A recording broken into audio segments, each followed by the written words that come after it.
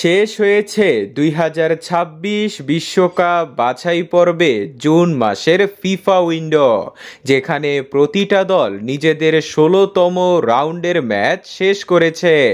CONMEBOL অঞ্চলের প্রতিটা দল আর দুটি ম্যাচ বাকি আছে। তবে 26 বিশ্বকাপের যোগ্যতা সবার আগে অর্জন করেছে বর্তমান বিশ্ব চ্যাম্পিয়ন আর্জেন্টিনা। শেষ ম্যাচে 10 জন নিয়েও খেলেও কলম্বিয়ার সাথে 1-1 গোলে ড্র করে নিজেদের শক্তিমত্তা জানান দিয়েছে আলবিসেলেস্তেরা। এরপর নিজেদের 16তম রাউন্ডের ম্যাচে ভেনিজুয়েলার বিপক্ষে মাঠে নামবে আর্জেন্টিনা। দুই দলের হেড টু হেডে সর্বশেষ 5 ম্যাচে 3টি ম্যাচ জিতেছে আর্জেন্টিনা, 1টি ড্র ও 1টি জিতেছে ভেনিজুয়েলা। সর্বশেষ দেখা হয়েছিল 24 সালে বাছাই পর্বের ম্যাচে।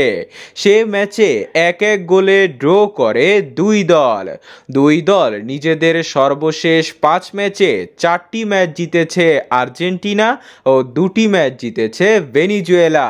দুই দলের এই ম্যাচটি অনুষ্ঠিত হবে সেপ্টেম্বরের 9 তারিখ। ম্যাচটির সময় এখনও দেওয়া হয়নি। যখন দেওয়া হবে তখন আপনাদের এই চ্যানেলে জানিয়ে দেওয়া হবে। সে পর্যন্ত আমাদের সাথেই থাকুন।